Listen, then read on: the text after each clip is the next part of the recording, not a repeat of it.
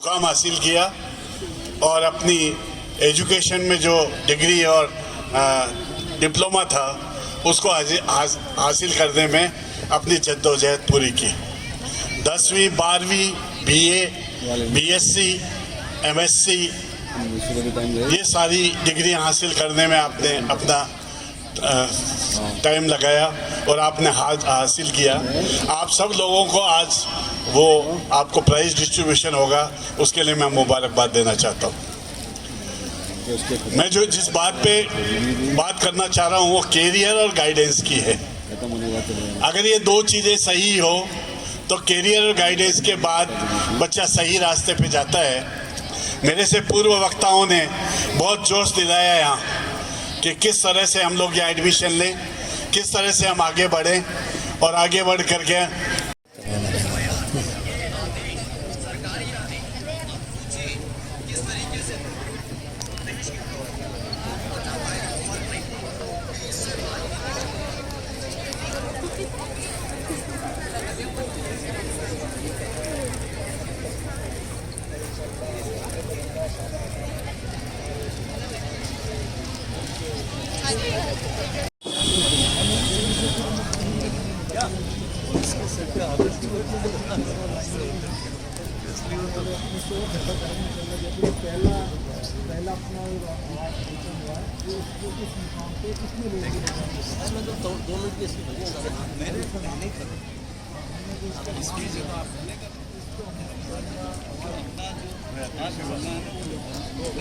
से मुताबिक कोशिश कर रहे हैं, राब्ता कायम कर रहे हैं कि हमारे एडमिशन कराएं, हमारे एडमिशन कराएं। हमारी ख्वाहिश है पहले तो वो महारानी कॉलेज में एडमिशन हो, अगर कहीं नहीं होता है तो आप हमारे यहाँ राब्ता कायम करें। जो वालिदैन साथ में आए कि वो अपने बच्चियों को, क्योंकि हमारे लोग यहाँ से जाते हैं, कमेटी के मेंबर जाते हैं, ये 60 जो मेंबर हैं उन लोग भी जाते हैं, हमारे स्टाफ जाता है, उनको साथ कहते हैं साहब हम तो बच्ची हमारे पास कर ले, अपने बच्चे की शादी करें। शादी करने के बाद मैक्सिमम औरतों तो शादी करने के बाद ही पढ़ाई करिए, शादी करने के बाद ही पढ़ सकते हैं। तो एक शादी को रोड़ा नहीं बनता है। मेरे माँ बाप से दरख्वास्त है कि बराए करम पास करके और वह डिप्लोमा लेना है। डिप्लोमा लेने के बाद सीधी नौकरी है, कोई टेस्ट नहीं है, कोई कुछ नहीं है। तो ऐसे छोटे छोटे कोर्सेज जो हम लोग जानकारी रखें, हम डिस्प्ले भी करेंगे और डिस्प्ले करके उसको बताएंगे। क्योंकि मुझे मौका मिला तो मैं पीपीटी पर एक पूरा का पूरा सेशन लेऊंगा और उसमें बच्चों को बुला करके हम लोग पीपीटी पर सारी चीज़ बताएंगे और सारे वालिदैन भी वहाँ आमंत्रित है और बच्चे भी उसमें आ सकते हैं और आकर के और कौन सा कोर्स करना है, क्योंकि जुलाई आने वाला है। अभी मेरे पास कुछ 2-4 लोग आए, आरटीआई में एडमिशन्स नहीं हो रहे थे, तो आरटीआई में पहली क्लास में बच्चा एडमिशन लेता, फ्री ऑफ कॉस्ट 12वीं तक पढ़ता है। तरीका नहीं था, फार्म कहीं और का भर दिया, कोई कहीं कर दिया। तो आप लोग बुराए मेहरबानी अपने आसपास के लोगों से राब्ता कायम रखें और सोच समझ करके, जो बहुत सारे यहाँ लोग बाग जानकार बैठे हैं उनसे भी राब्ता कायम करें, स्कूल से भी राब्ता कायम करें।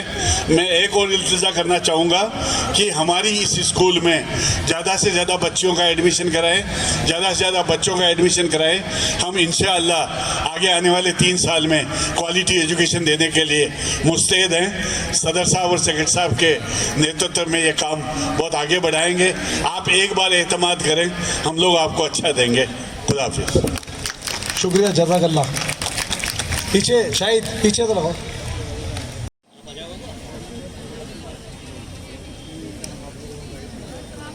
अभी आपने सऊद अख्तर साहब से नहमदुहु व नसल्ली अला रसूलिल करीम अम्मा बाद स्टेज पर तशरीफ़ फरमा मुस्लिम तालीम के ज़िम्मेदारान, मुअज़्ज़ज़ सामईन व हज़रात और प्यारे बच्चों, वक्त बहुत कलील और मुख्तसर है। 2 बातें अर्ज़ करनी है कि तालीम क्या होती है, इसका एक मॉडल आपके सामने है।